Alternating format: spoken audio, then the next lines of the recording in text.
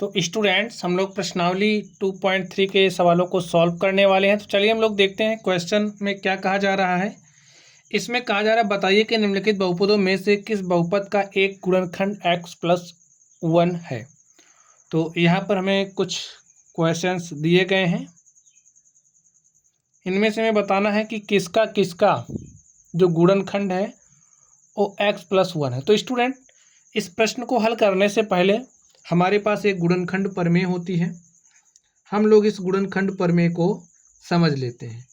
जब हमें एक गुणनखंड प्रमेय समझ में आ जाएगी तो हमारे जो क्वेश्चंस हैं उनको सॉल्व करना हमारे लिए आसान हो जाएगा। ठीक है, आप समझिए हमारे पास कोई भी बहुपद है। अगर हमारे पास कोई बहुपद है स्टूडेंट, उस बहुपद को हम लोग किससे रिप्रेजेंट करते हैं? P of x। ठीक है, ये हमारा कोई बहुपद है। अब ये जो बहुपद है इसमें अगर हम लोग x बराबर a रखें, ठीक है, ये हमारा कोई कांस्टेंट है, x का मान a रख रहे हैं, तो ये जो हमारा P ऑफ x है, ठीक है, at x is equal to a पर, ठीक है, 0 आ जाए। यहाँ पर देखिए जैसे आपने x के स्थान पर a रखा तो जो हमारा P ऑफ a है अगर 0 आ जा रहा है, बात को समझ जाइए, x बराबर a रखने पर जो बहुपद है उसका मान अगर 0 आ रहा है तो x माइनस, देखिए इस a को आप इधर लेकर के आइए समझने के लिए, तो जो हमारा x माइनस a है वो क्या होगा? इस बहुपद का एक गुणनखंड होगा। लिखिए x माइनस a बहुपद P ऑफ x का एक गुणनखंड होगा।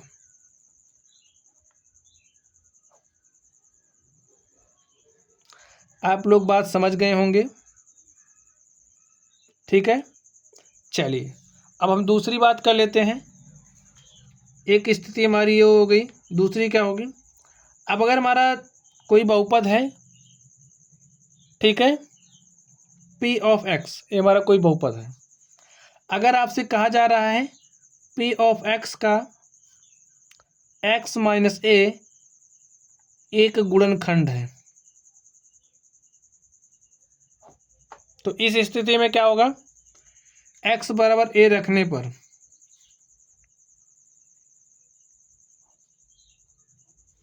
तो P ऑफ a का मान क्या हो जाएगा? 0। या फिर इसका आप अपोजिट कर सकते हो, P of a is equal to अगर 0 है तो x माइनस a, जैसे यहाँ पर हमने किया, ठीक है, x माइनस a क्या होगा? एक गुणनखंड होगा किसका? P ऑफ x का। तो ये बात आप लोग समझ गए होंगे। अब स्टूडेंट आप प्रश्न को देखिए, इसमें कहा जा रहा है बताइए कि निम्नलिखित बहुपदों में से किस बहुपद का एक गुणनखंड x+a है, x+1 है। ठीक है, चलिए हम लोग फर्स्ट नंबर को सॉल्व करते हैं। अभी अभी हमने बात करी, अगर कोई बहुपद है जिसका एक गुणनखंड x माइनस a है तो x बराबर a रखने पर बहुपद का मान क्या हो जाएगा? 0 हो जाएगा। ठीक है, अगर बहुपद का मान 0 हो जा रहा है तो क्या होगा? a जो है इसका एक गुणनखंड होगा। तो लिखिए ये जो हमारा बहुपद है इसको हम P ऑफ x से रिप्रेजेंट करते हैं। लिख लीजिए P of x is equal to x3 plus x square plus x+1। x+1 की तुलना आप किससे करोगे? अभी हमने बताया x माइनस a से करना है, तो इसकी तुलना करिए, देखिए आपको क्या मिलेगा। इसको लिख सकते हो कुछ इस तरीके से, तो यहाँ से आप देखोगे a का मान आपको क्या मिलेगा? -1। ठीक है, तो लिखिए इसमें x बराबर -1 रखने पर, अब x बराबर -1 रखने पर अगर हमारा P ऑफ -1 0 आ गया तब तो एक गुणनखंड होगा। तो रखिए P ऑफ -1, x के स्थान पर -1 रखिए, प्लस -1 का स्क्वायर प्लस -1 प्लस 1, इतना हो गया। हल करिए, -1 की पावर 3 तो -1 होगा, -1 का स्क्वायर करोगे 1, और यहाँ से -1 यहाँ से +1, देखिए 0 आ गया। x बराबर -1 हमने क्यों लिया है? x+1 कहा जा रहा है इसका एक गुणनखंड है, तो जब x+1 एक गुणनखंड है तो x बराबर -1 हम लोग इसमें रखेंगे। ठीक है, लिखिए x+1 दिए गए बहुपद का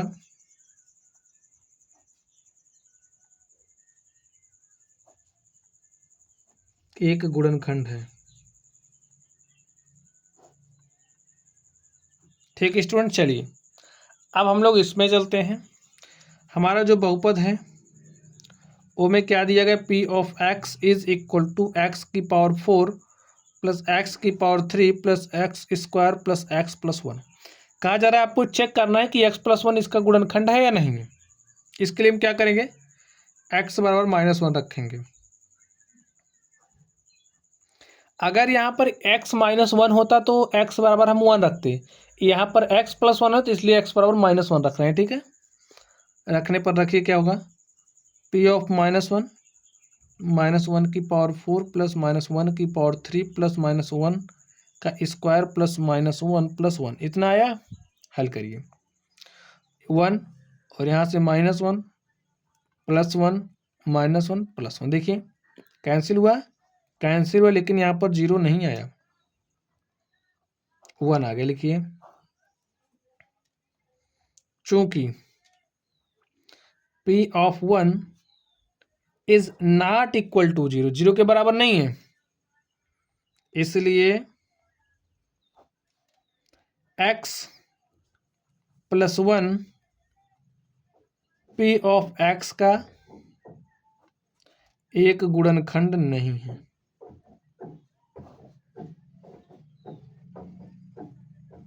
समझ गए बच्चों आप लोग इसको।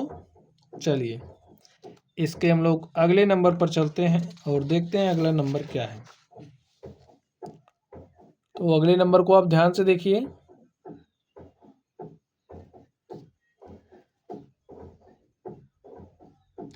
इसे क्या लिखेंगे, P of x is equal to x की पावर 4 प्लस 3x की power 3 plus 3x square plus x plus 1। ठीक है, रखिए x बराबर -1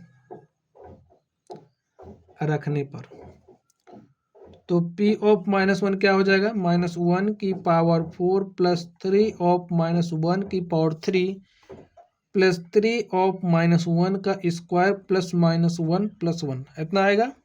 चलिए तो यहाँ से 1 प्लस 3 यहाँ पर -1 आएगा प्लस 3 यहाँ पर क्या आएगा 1 प्लस यहाँ पर -1 प्लस 1, इतना आया। हल करिए 1, 3 को -1 से मल्टीप्लाई करोगे तो -3 आएगा, -3 प्लस माइनस हो जाएगा और यहाँ पर +3, यहाँ पर देखिए -1 प्लस 1 तो कैंसिल हो गया, यहाँ पर क्या आ गया 1। तो जो हमारा P ऑफ -1 है वो क्या आ गया 1। ठीक है, चलिए आगे देखते हैं। लिखिए चूंकि P of -1 is not equal to 0, इसलिए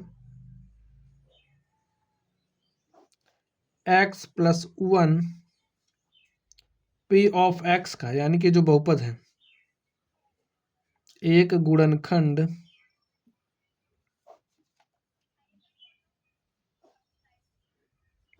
नहीं है। ठीक है, चलिए अब हम लोग इस पर चलते हैं, देखते हैं इसका सॉल्यूशन क्या होगा। लिखिए हमारा P of x is equal to x की power 3 minus x square minus 2 plus √2 of x plus √2, यही दिया है। हल करते हैं इसको। ठीक है, तो लिखिए x बराबर -1 रखने पर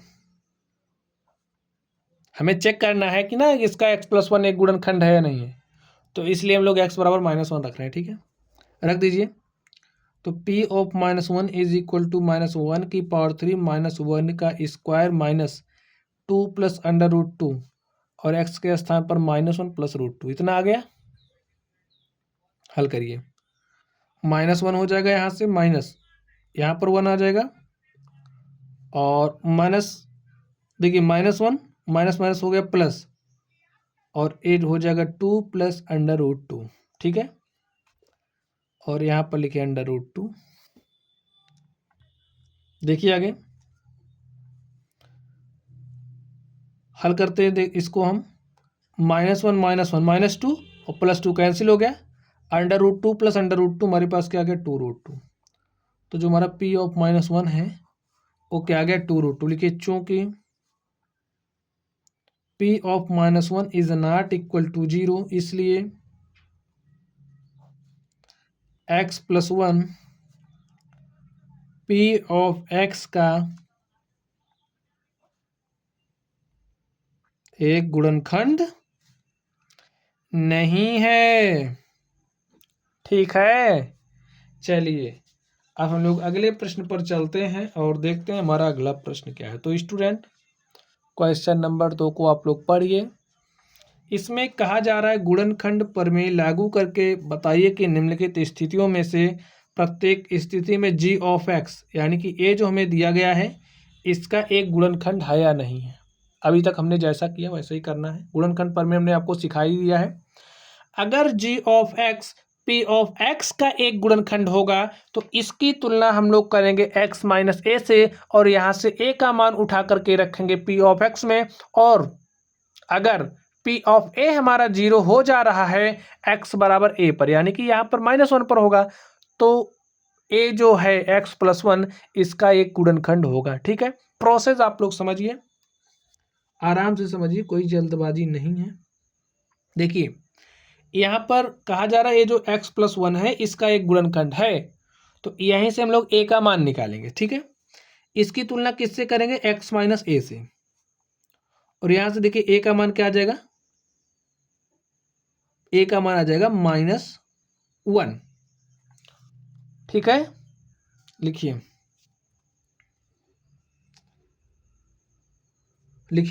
x बराबर -1 रखने पर।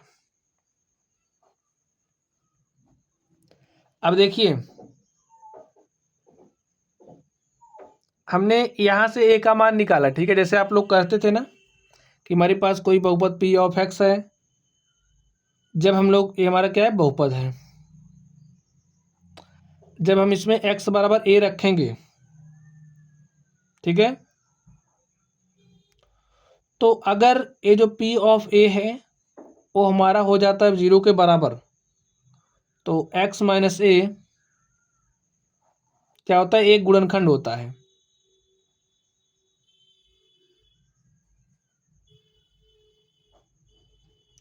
किसका? p ऑफ x का। यही बात हो रही है। अब यहां से आप लोग ध्यान दीजिए, x बराबर -1 रखने पर, x बराबर a रखते हैं ना, तो यहां से a का मान यही आया है क्या? -1। तो इसमें रखिए p of -1 is equal to 2 into में x की पावर 3, तो -1 की पावर 3 हो जाएगा, प्लस -1 का स्क्वायर -2 इंटू में x का मान क्या रखना? -1।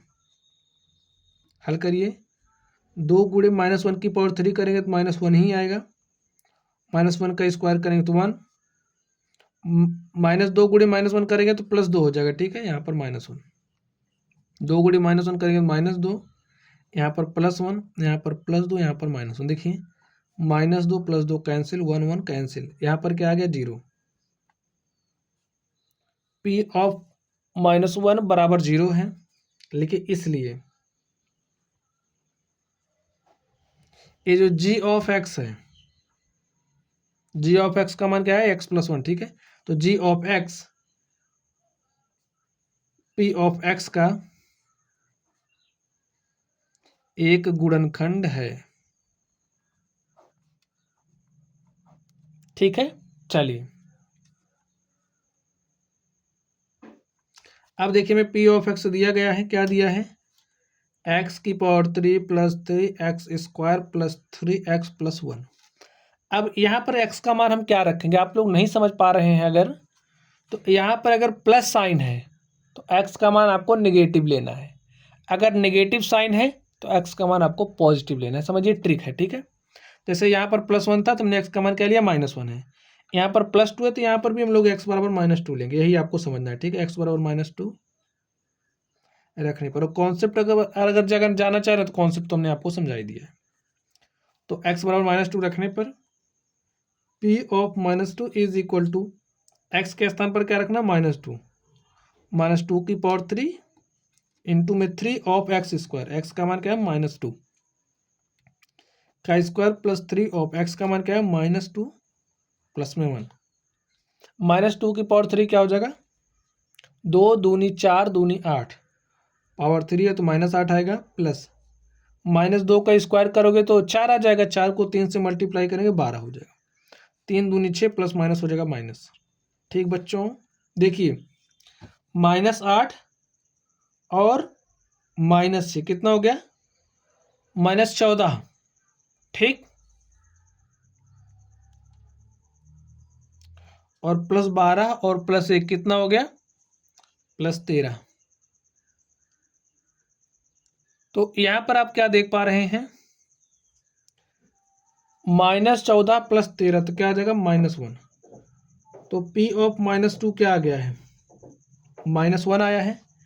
तो P ऑफ -2 हमारा क्या है, 0 के इक्वल नहीं लिखे, चूंकि P of -2 is not equal to 0। अब यहाँ से जो हमने a का मान रखा यानी कि x का मान रखा, a का मान रखा, तो a हमारा 0 नहीं आ रहा है। ठीक है, इसलिए ये जो g ऑफ x है,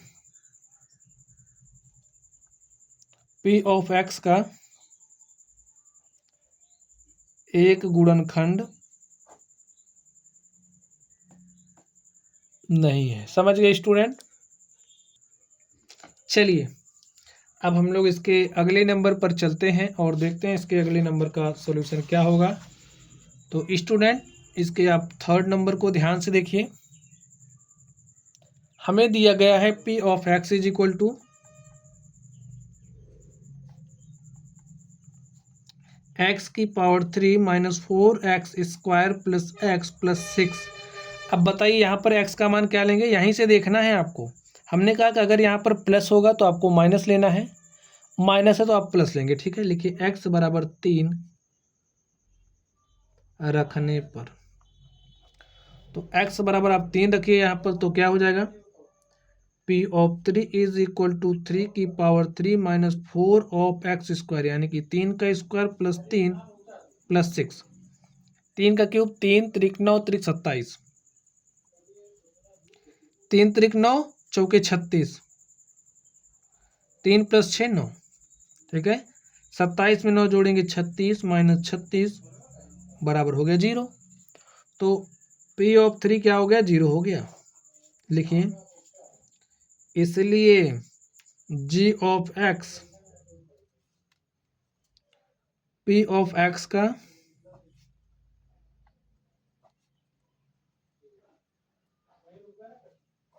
एक गुणनखंड है। हो गया बच्चों। चलिए अब हम लोग अगले प्रश्न पर चलते हैं और देखते हैं हमारा अगला प्रश्न क्या है। सारे प्रश्न इसी प्रमेय पर आधारित हैं स्टूडेंट, गुणनखंड प्रमेय पर, और सारे प्रश्नों को अब आप लोग हल कर पाएंगे। ठीक है, क्योंकि वही लंबा चौड़ा कॉन्सेप्ट थोड़ी है। देखिए k का मान ज्ञात कीजिए जबकि निम्नलिखित स्थितियों में प्रत्येक स्थिति में, कुछ स्थिति दी गई है, प्रत्येक स्थिति में x-1 P ऑफ x का एक गुणनखंड है।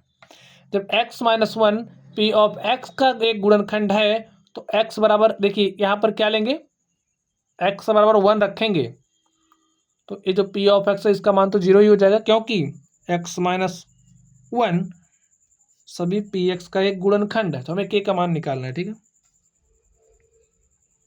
देखिए solution, P of x is equal to x² + x + k। ठीक है, लिखिए x-1 एक गुणनखंड है। ठीक है, दिया है हमें, इसलिए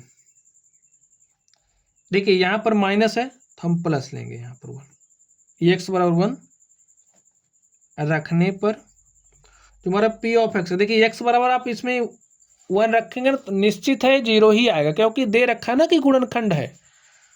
इसलिए x बराबर 1 रखने पर जो P ऑफ 1 है हमारे पास 0 हो जाएगा, और इसमें आप 1 रख दीजिए।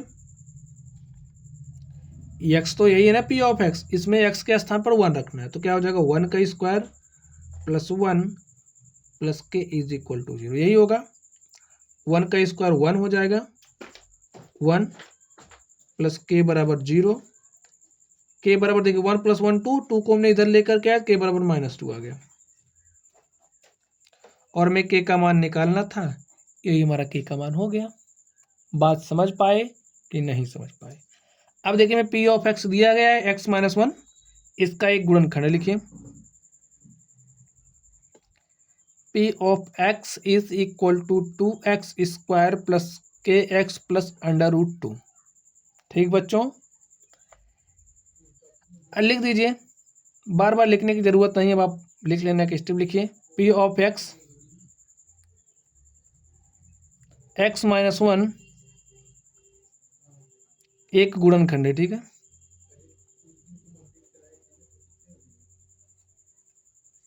यहाँ पर लिखिए का, एक्स माइनस वन एक गुणनखंड है, यहाँ पर भी लिख दीजिए का, एक्स माइनस एक गुणनखंड है।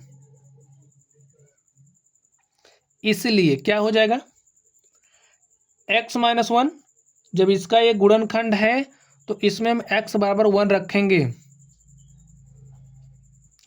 तो भाई पी ऑफ वन पे मान जीरो हो जाएगा ना। लिखिए P of one is equal to zero. अब इसमें एक्स के स्थान पर आप वन रख दीजिए, रखिए, दो गुणे में एक्स स्क्वायर है और एक्स के स्थान पर वन रखना है, प्लस के एक्स के स्थान पर वन रखना है, plus under root two is equal to zero. A का स्क्वायर ए होगा, दो गुणे वन का स्क्वायर वन होगा, दो गुणे वन करेंगे तो वन है, दो आ जाएगा, ठीक है। यहाँ से के आएगा plus under root two is equal to zero. K is equal to क्या हो जाएगा student, a minus under root two, इसको हमने भेजा यहाँ पर माइनस टू, और हम माइनस कॉमन कर सकते हैं, माइनस कॉमन किया, माइनस कॉमन किया तो टू को पहले लिख दे रहे हैं, टू रूट टू, हमारे पास के का मान आ गया, यही हमारा आंसर हो गया। तो इस तरीके से आप लोग बहुत ही आसानी के साथ इन प्रश्नों को हल कर सकते हैं। चलिए आगे देखते हैं। अब इसका भी सॉल्यूशन क्या होगा, के का मान ही निकालना है। P of x is equal to दिया है k x square minus under root two x plus one का एक्स माइनस वन एक गुणनखंड है, इसलिए यक्स बराबर वन। देखिए यहाँ पर माइनस है तो यहाँ पर प्लस लेंगे, ठीक है। वन रखने पर जो पी ऑफ एक्स है, पी ऑफ एक्स का मान एक्स बराबर वन रखिए, तो एक्स बराबर वन रखने पर मान क्या हो जाएगा, जीरो। तो यहाँ पर एक्स बराबर वन रखिए, के इन टू में एक्स के स्थान पर वन का square minus under root two x के स्थान पर one plus one is equal to zero. One का स्क्वायर तो वन होगा, के गुणे वन के हो जाएगा, minus root two plus one, ठीक है, बराबर जीरो। के बराबर क्या हो जाएगा, माइनस रूट टू इधर आएगा प्लस रूट टू, ये माइनस वन, ठीक है। K is equal to under root two minus one. चलिए इस चौथे नंबर पर चलते हैं और यहाँ पर भी के का मान निकालते हैं। देखिए क्या हो जाएगा इसका सॉल्यूशन, हमें दिया है ना, P of x is equal to K x square minus three x plus K, ये दिया गया है। लिखिए इस बहुपद का x माइनस वन एक गुणनखंड है,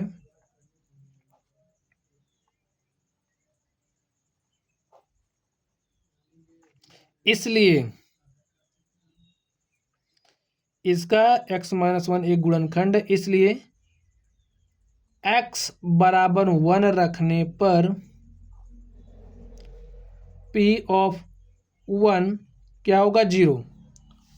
तो भाई के स्थान x के स्थान पर आप वन रखिए, तो क्या हो जाएगा, के वन का स्क्वायर माइनस थ्री इंटू में वन प्लस के और बराबर होगा जीरो के। हल कर लीजिए, वन का स्क्वायर वन, के गुणे वन तो के हो जाएगा माइनस थ्री प्लस के इज इक्वल टू जीरो। के में के जोड़ा कितना आ गया, दो के, माइनस थ्री इधर भेजा प्लस थ्री, के इज इक्वल टू हो जाएगा थ्री अपॉन में टू। भाई यहाँ पर मल्टीप्लाई के साथ है, यहाँ पर आएगा डिवाइड के साथ हो जाएगा। तो इस तरीके से आप देख सकते हैं जो हमारा क्वेश्चन नंबर 3 था, इसमें हमें के का मान निकालना था स्टूडेंट, और हमने के का मान निकाल लिया। चलिए अब हम लोग अगले प्रश्न पर चलते हैं और देखते हैं हमारा अगला प्रश्न क्या है। तो स्टूडेंट आपका ध्यान होना चाहिए अगले प्रश्न पर। इसमें अब हमें करना क्या है देख लीजिए, हमें गुणनखंड ज्ञात करना है, ठीक है। तो चलिए अब हम लोग गुणनखंड ज्ञात करते हैं। स्टूडेंट, आप लोगों ने जैसे अगर आपके पास इस तरीके से आता था बहुपद ax² + bx + c, इस तरह का आता था, तो इसका तो गुणनखंड आप लोगों ने निकालना सीखा ही है, ठीक है। इस पद को ब्रेक करते थे ताकि जोड़ने या घटाने पर a आए, और उसके बाद आप लोग सॉल्व कर लेते थे। लेकिन हमारे पास कुछ इस तरीके से देखिए, ax³ + bx² + cx + d, इसमें 4 पद हैं, देख सकते हैं 1 2 3 4 पद है। अब इसको 4 पद से हम 6 पद बनाएंगे। और समझिए, सबसे पहला काम जब इस तरीके का आ जाए, इसका गुणनखंड करना हो, तो सबसे पहले हमें एक गुणनखंड इसका फाइंड करना होता है कि भाई इसका एक गुणनखंड हमें निकालना पड़ता है। कैसे निकालेंगे? इसके लिए जो हमारा कांस्टेंट टर्म है, चलिए लिख लेते हैं सबसे पहले, x³ - 2x² - x + 2, ठीक है, ये है। हमें इसका गुणनखंड निकालना। सबसे पहला स्टेप हमारा क्या होगा कि ये जो हमारा अचर पद है, इस अचर पद को हम पकड़ेंगे और इसके जितने भी संभव गुणनखंड है सबको निकाल लेंगे, ठीक है।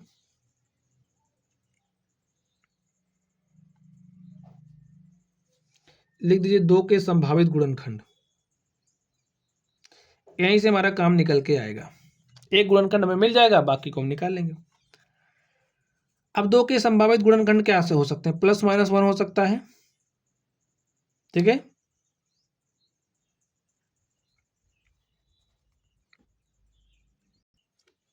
और क्या हो जाएगा? +-2, ठीक। चलिए, सबसे पहले देखिए, हमें एक गुणनखंड फाइंड आउट करना है, तो इसमें x बराबर हम लोग एक बार +1 रख के चेक करेंगे। अगर गुणनखंड होगा तब तो p ऑफ x का मान इस पर 0 आ जाएगा। जिस पर 0 मिलेगा वही इसका एक गुणनखंड का पार्ट बनेगा, ठीक है। चलिए रखते हैं हम लोग। लिखिए, x बराबर सबसे पहले 1 रखेंगे। 1 रखने पर तो इसमें x बराबर 1 रखिए, p ऑफ a, यानी कि a का मान क्या है? 1। क्या हो गया? p ऑफ 1 = 1⁻³ - 2 इंटू x², और x का मान 1 है तो यहाँ पर 1 का स्क्वायर -1 + 2, इतना बना। अब देखिए 1 - 2, 1 का स्क्वायर तो 1 ही हो जाएगा, -1 + 2, ये बना। -1 से ये कैंसिल हो गया, -2 से ये कैंसिल हो गया। अब यहाँ पर p ऑफ 1 = हमारा 0 के आ गया, और आपको पता है अगर p ऑफ a = 0 होता है तो x - a p of x का एक गुणनखंड होता है, पता है ना। तो 1 पर 0 हो रहा है तो x - 1 इसका एक गुणनखंड हो जाएगा। लिखिए, इसलिए x - 1। अब हमें बाकी के लिए नहीं चेक करना, ठीक है, क्योंकि हमें एक मिल गया, हमें एक गुणनखंड चाहिए। तो x - 1 ये जो हमारा p ऑफ x है का एक गुणनखंड है।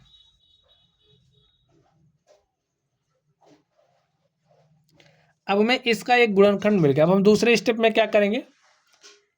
ये जो 4 पद है इसको 4 पद से 6 पद में विभक्त करेंगे, ठीक है। 4 पद से इसके 6 पद बनाएंगे, और प्रत्येक में x - 1 हमारा कॉमन होना चाहिए। चलिए देखते हैं। अब देखिए, p ऑफ x = है हमारे पास x³ - 2x² - x + 2। अब हमें x - 1 कॉमन चाहिए हर जगह से, तो क्या कर सकते हैं आप बताइए। इसको अगर हम लिखें x³ -1 कॉमन चाहिए, तो इसको हम क्या ले सकते हैं? -2x² को हम लोग यहाँ पर अगर लिख दें x², ठीक है। x² कॉमन करेंगे तो x - 1 हमें मिल जा रहा है। -2x² को -x² लिख सकते हैं ना, तो यहाँ पर -x² हमने लिखा। अब देखिए, अगर हम -x² एक यहाँ पर लिख दें, -x² - 2x² हो गया, ठीक है। अब यहाँ पर बचा क्या?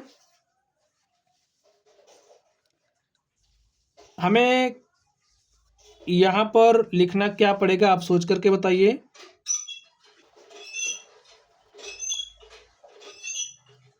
अगर हमारे पास -x है, और यहाँ पर अगर अब स्टूडेंट यहाँ पर देखिए -x है, लेकिन हमें अब यहाँ से आप कॉमन करते चलिए, यहाँ से चीज़ें आपको ज़्यादा समझ में आएंगी। देखिए यहाँ से हमने एक्स स्क्वायर निकाल लिया, तो बचा क्या यहाँ पर एक्स, यहाँ पर -1। अब सोचिए अगर हम यहाँ से माइनस एक्स कॉमन करेंगे तो हमें तो यहाँ पर एक्स बचेगा, लेकिन अगर यहाँ पर माइनस होगा तो ए माइनस कारण हमारा यहाँ पे प्लस आ जाएगा, लेकिन हमें यहाँ पर -1 चाहिए। तो इसका मतलब क्या लिखना पड़ेगा यहाँ पर हमें +x। अब आप सोचो कि हमने +x कैसे लिख दिया। देखिए यहाँ पर हमने +x लिखा, तो यहाँ पर हम अपने हिसाब से -2x कर देंगे, ठीक है। -2x में से हम x घटाएंगे तो हमारे पास -x ही आएगा, समझ गए। और यहाँ पर आप +2 लिख दीजिए। अब यहाँ तक हमने -2 कॉमन कर लिया है, तो यहाँ पर क्या बचा x, तो निकल गया -1, हो गया गुणनखंड। ऐसे ही करना, ठीक है। यहाँ पर x-1 है, यहाँ पर x-1 है, यहाँ पर x-1 है, तो हमने x-1 पूरे में से कॉमन कर लिया। बचा क्या, x² - x -2, ठीक है। चलिए अब इसका भी गुणनखंड कर लेते हैं। करिए, देखिए यहाँ पर 2 है, 2 को कुछ इस तरीके से ब्रेक करिए, जोड़ने या घटाने के बाद हमारे पास यहाँ पर 1 बचना चाहिए। तो क्या करेंगे, x², अगर हम यहाँ पर कर दें -2x, भाई 2 1 के 2 होता है ना, -2x, और यहाँ पर हम कर दें +x -2। गुणनखंड करना ये वाला आपको आता ही होगा। चलिए x -1, यहाँ से हमने क्या किया, x कॉमन किया, तो बचा क्या x -2, यहाँ पर हमने +1 कॉमन किया, तो बचा क्या x -2, ठीक है। तो यहाँ पर x -1, देखिए x -2 यहाँ पर, x -2 यहाँ पर है, तो एक ब्रैकेट में आ जाएगा x -2, और अगले में क्या हो जाएगा x +1, और यही हमारा क्या हो गया स्टूडेंट, गुणनखंड हो गया। x -1, x -2, x +1, यही हमारा आंसर हो गया। तो इस तरीके से गुणनखंड करते हैं, ठीक है। चलिए अगले नंबर पर चलते हैं और देखते हैं इसका सॉल्यूशन क्या होगा। तो देखिए स्टूडेंट, x³ -3x² -9x -5, तो चलिए हम इसको हल करते हैं। इसका हमें गुणनखंड करना, p ऑफ x ले लेते हैं, x³ -3x² -9x -5, 5 के आपको संभावित गुणनखंड करने हैं। तो हम लोग देखिए 1 -1, 5 का तो गुणनखंड होगा ही, तो हम लोग डायरेक्टली x बराबर 1 पर चेक कर लेंगे, एक बार x बराबर -1 पर चेक कर लेंगे, जिस पर 0 हो जाएगा वही गुणनखंड होगा, ठीक है। तो चेक करिए, देखिए x बराबर आप 1 रखोगे तो यहाँ पर 1 की पावर 3 1 आएगा, यहाँ पर 1 - 3 आपके पास क्या हो जाएगा -2, और -2 -9 -11, 1 पर नहीं आएगा, -1 पर चेक करते हैं। लिखिए x बराबर -1 रखने पर रखिए, देखिए p ऑफ -1 क्या आएगा, -1 की पावर 3 -3 इंटू में x² -9 इंटू में -1 -5, हल करिए। -1 की पावर 3 तो -1 हो जाएगा, और यहाँ से आपको -3 मिलेगा, -9 -1 तो +9 हो जाएगा, -5, ठीक है। -5 -5 3 -8 -9 और +9 इज इक्वल टू क्या आ गया, 0। तो p ऑफ -1 क्या है, 0 है, लिखिए। इसलिए अब यहाँ पर -1 है, तो x +1 p ऑफ x का एक गुणनखंड है, ठीक है। अब हमें सब में से इस 4 पद को 6 पद में बदलना है, और सब में से क्या करना है, x +1 कॉमन होना चाहिए, ठीक है। x +1 इसका एक गुणनखंड है। देखिए इसको 4 पद से 6 पद बनाएंगे, लिख लीजिए p of x is equal to x की पावर 3 -3x² -9x -5। अब हमें x +1 कॉमन निकालना है, चलिए निकालते हैं। x +1 चाहिए, ध्यान से सुन लेना। चलिए यहाँ पर लिखिए x की पावर 3, और +1 कॉमन करने के लिए क्या होना चाहिए, यहाँ पर x² तो होना ही चाहिए, तो हमने x² लिख लिया है या नहीं है, यहाँ पर इससे नहीं मतलब है, अभी हम बैलेंस कर लेंगे, ठीक है। तो यहाँ पर हमने +x² लिख लिया। अब देखिए यहाँ पर क्या हो जाएगा, तो यहाँ पर अगर हम लिख दें -4x², -4x² में से एक x² घटाएंगे तो हमारे पास -3x² आ जाएगा। यानी कि हमने इसका काम यहाँ पर बराबर कर दिया। ठीक है, अब यहाँ पर -4x² है, हमें x + 1 कॉमन निकालना है तो यहाँ पर हमें माइनस लिखना पड़ेगा, क्योंकि -4x कॉमन निकालेंगे तो यहाँ से हमें x मिलेगा। यहाँ पर माइनस रहेगा तो ब्रैकेट के अंदर जाके प्लस हो जाएगा। अब यहाँ पे हमें क्या लेना पड़ेगा, 4x। ठीक है, चलिए, तो -9x को हमने -4x लिख दिया। अब -5x बचा है तो यहाँ पर लिखिए -5x -5। अब यहाँ से x² कॉमन निकालिए तो यहाँ पर क्या बचा, x + 1। यहाँ से -4x कॉमन निकल रहा है, निकाल लीजिए तो बचा क्या, x माइनस निकल गया तो बचा क्या, प्लस 4x निकल गया तो 1 बचा। यहाँ से देखिए -5 निकाले हम तो x ब्रैकेट में क्या हो जाएगा, +1। सब जगह से x + 1 आ गया। ठीक है, यहाँ पर x + 1 है, यहाँ पर x + 1 है, यहाँ पर x+, सब जगह से हमने x + 1 कॉमन कर लिया। अब बचा क्या, देखिए x² - 4x - 5। गुणनखंड कर लीजिए अब आप इसका।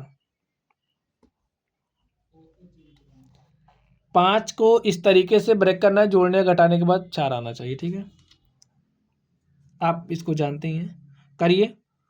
x², अगर हम 5 के 5 करें, चिन्ह किस तरीके से लेना आप समझ जाइए। हमें यहाँ पर -5 चाहिए, ठीक है, यहाँ पर -4 चाहिए तो -5x लिखेंगे। यहाँ पर हमें +x लिखना पड़ेगा, क्योंकि 5 गुणे 1 करेंगे तो -5 आ जाएगा। -5x + x करेंगे तो -4x आ जाएगा। ठीक है,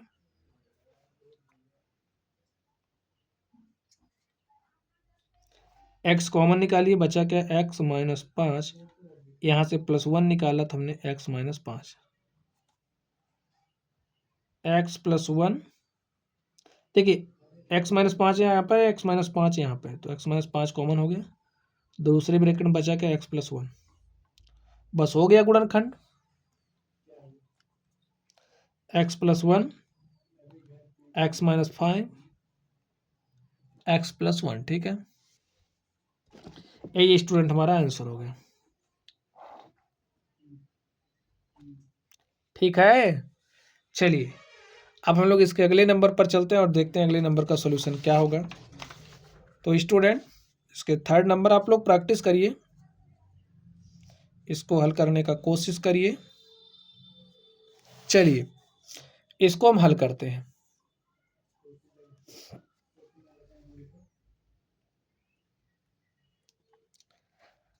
अब इसमें इसको चलिए सबसे पहले लिख लेते हैं। P(x) = क्या दिया है, x³ + 13x² + 32x + 20। सबसे पहला काम क्या करोगे, इसके संभावित गुणनखंड आपको ढूंढने। तो आपको पता है +1 -1 इसका गुणनखंड होगा, 2 होगा, 4 होगा, 5 होगा, 10 होगा, इस तरीके से होगा। अब देखिए, अब हमें सब नहीं लेना है। ठीक है, सबसे पहला काम हम लोग 1 पे ही चेक करेंगे कि क्या इसका मान 0 हो रहा है। अगर नहीं, 1 पर नहीं हो तो -1 पर चेक करेंगे, उसके बाद धीरे धीरे आगे बढ़ेंगे। ठीक है, तो यहाँ पर 1 पर देखते हैं। 1 रख के देखिए, सब प्लस आएगा। 1 रखोगे सब प्लस आएगा, कोई 0 नहीं होगा। लेकिन हम -1 पे चेक करेंगे। अब लिखिए x बराबर -1 रखने पर रखिए P(-1) तो x³ -1 की 3 हो जाएगा। भाई x के स्थान पर -1 रखा तो -1 की 3 प्लस 13 x², x के स्थान पर क्या रखना, -1 प्लस 32 इंटू में -1 प्लस 20। -1 की 3 करोगे तो -1 प्लस -1 का आपकी स्क्वायर करोगे तो 1 आएगा। 1 को 13 से मल्टीप्लाई करोगे 13 आएगा। 32 गुणे -1 -32, ठीक है, प्लस 20। कुछ देख पा रहे हैं आप लोग, 20 10 30 3 33 -32 -1 -33 बराबर 0। P(-1) का मान 0 ये क्या दर्शा रहा है, यही दर्शा रहा है ना कि x + 1 इस बहुपद का एक गुणनखंड। लिखिए यहाँ पर -1 है तो x + 1 गुणनखंड होगा, और +1 होता तो x - 1 गुणनखंड होता। ठीक है, ये बात आपको ध्यान में रखना। x + 1 पी ऑफ एक्स का एक गुणनखंड है।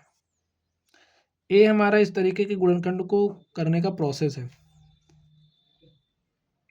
चलिए, अब यहाँ पर 4 पद है, इसको 4 पद से 6 पद बनाएंगे। कैसे बनाएंगे आप लोग समझिए, यही आपको समझना है। अगर आप 4 पद से 6 पद बना ले रहे हो तो इस गुणनखंड में और कुछ भी नहीं है। ठीक है, सोचना है। कैसे सोचोगे आप लोग, जरा इसको भी सोचिए। यहाँ पर x की पावर 3 है, लिख दो। हमें चाहिए क्या, +1। +1 कब आएगा, जब यहाँ पर x² होगा तभी तो +1 आएगा। और अगर नहीं समझ पा रहे हो ना तो ऐसे इसके नीचे भी बराबर लिख लीजिए। x² कॉमन करिए, बचा क्या x+1। देखिए एक स्टेप का काम होगा। अब इस पे चलिए आप, यहाँ से 13x² में से मैं x² लिख लिया है तो 12x² बचा है, तो जो बचा है आप उसको यहाँ पर लिखिए। ठीक है, लिखा आपने। चलिए, अब आप समझिए आपने 12x² कॉमन निकाल लिया। भाई 12x आपने कॉमन निकाला तो आपको आगे चाहिए क्या, तो यहाँ से आपको x मिलेगा, लेकिन यहाँ पर आपको 1 चाहिए।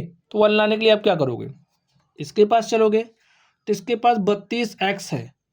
तो 32 को हम लोग कुछ इस तरीके से बांटेंगे कि 12x में से कॉमन निकाल सके। ठीक है, 12x कॉमन निकाल सकें तो इसे अगर हम लिख दें 12x प्लस 20x, देखिए 12 20 32x हो जाएगा। हमने 12x कॉमन निकाला यहाँ से तो x+1 बच गया, यानी कि हम सही रास्ते पर हैं। ऐसे आप समझ सकते हैं। और यहाँ से आपने 20 निकाला,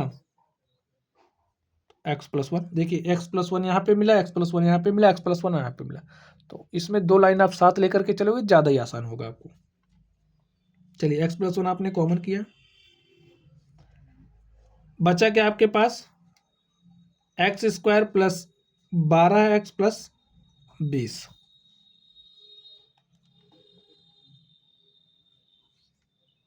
इसका गुणनखंड करिए, 20 को ब्रेक करिए। कैसे ब्रेक करोगे, 10 दूनी 20, 10 + 2 12 हो जाएगा। ठीक है, x² plus 10x plus 2x plus 20।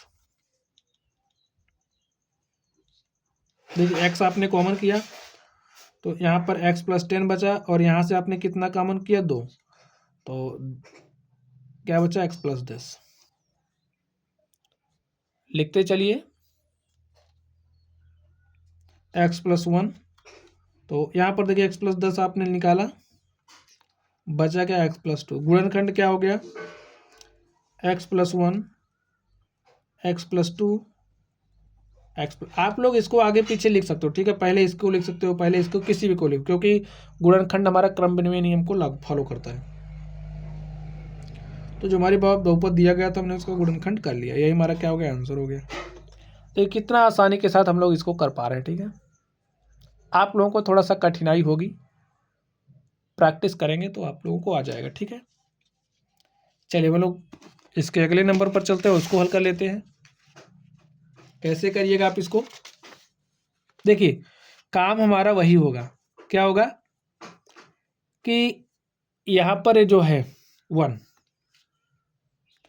इसके संभावित गुणनखंड आपको ढूंढने हैं, यहाँ पर मान रखना है। तो मान रखिए आप, देखिए क्या रखें कि ये जो हमारा 0 के इक्वल हो जाए, जिस पर 0 होगा वही हमारा गुणनखंड होगा। ठीक है,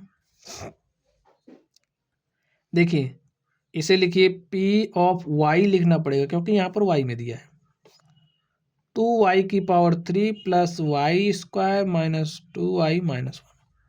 अब यहाँ पर आप लोग 1 रख के चेक करिए। ठीक है, y बराबर 1 रखिए, y बराबर 1 रखिए। देखिए कुछ मिल रहा है तो क्या हो जाएगा,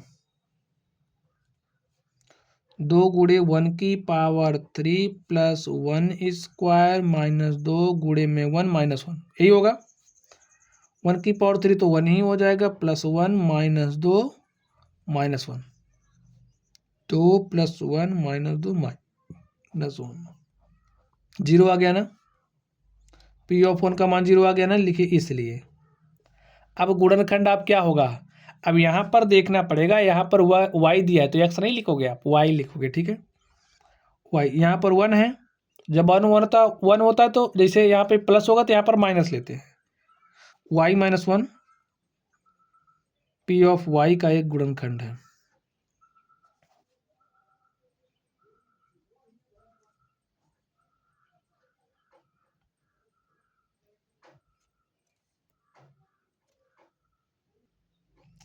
चलिए अब यहाँ पर ये 4 पद है, इसको 4 पद से हम 6 पद बनाएंगे।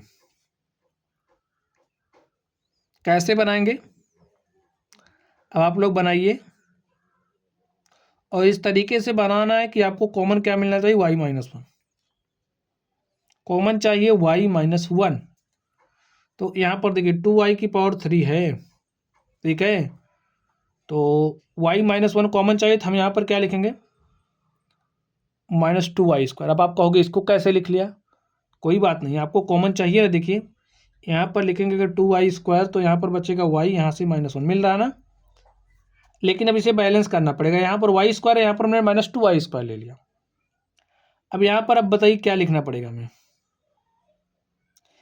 3y²। देखिए 3y² में से 2y² घटा देंगे तो हमारे पास y² बच जाएगा। सही रास्ते पर हम लोग। चलिए प्लस लिखिए। आपने समझिए यहाँ से 3y निकालना तो पड़ेगा ही, निकाल लिया आपने, तो यहाँ पर बचा y और यहाँ पर आपको -1 मिलना है, तो आप यहाँ पर क्या लिख दोगे, -3y। ठीक है, ऐसा तो कर ही सकते हैं। यहाँ पर देखिए -2y है लेकिन हमने -3y लिख दिया है। अब बैलेंस करने के लिए क्या करेंगे, इसमें हमें y जोड़ना पड़ेगा, -3y + y करेंगे -2y मिल गया, लिख दीजिए -1। अब देखिए यहाँ से आपने प्लस कॉमन किया 1 तो y-1 बच गया हमारे पास, हो गया ना गुणनखंड। ऐसे ही कर सकते हैं।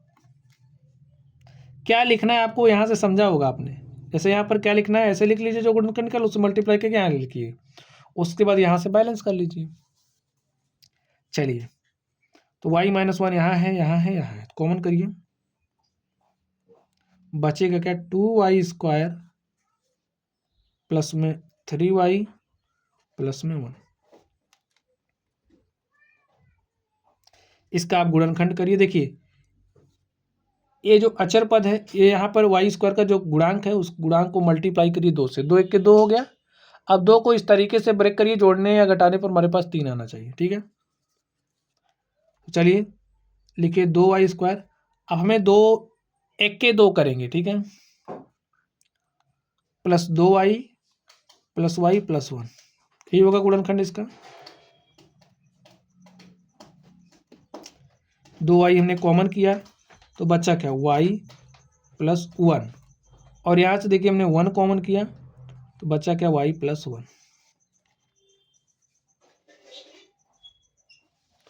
y प्लस 1 है तो हमने y प्लस 1 कॉमन किया, बचा क्या, 2y प्लस 1। अब इसको लिख दीजिए y-1 y plus 1 2y plus 1। यही हमारा क्या होगा स्टूडेंट, हमारे पास बहुपद दिया गया था उसका हमें गुणनखंड निकालना था और हमने गुणनखंड निकाल लिया। यही हमारा क्या हो गया, आंसर होगा। तो स्टूडेंट इस तरीके से ये जो हमारी प्रश्नावली थी 2.3, प्रश्नावली 2.3 के सारे सवालों को हमने सॉल्व कर लिया है। तो चलिए आप लोग पढ़ते रहिए। अगर आप लोगों को कोई भी डाउट हो तो कमेंट बॉक्स में कमेंट करना। वीडियो पसंद आए तो लाइक करिएगा, चैनल पर नए हो तो सब्सक्राइब करिएगा, अपने दोस्तों के साथ शेयर करिएगा। चलिए पढ़ते रहिए, थैंक यू।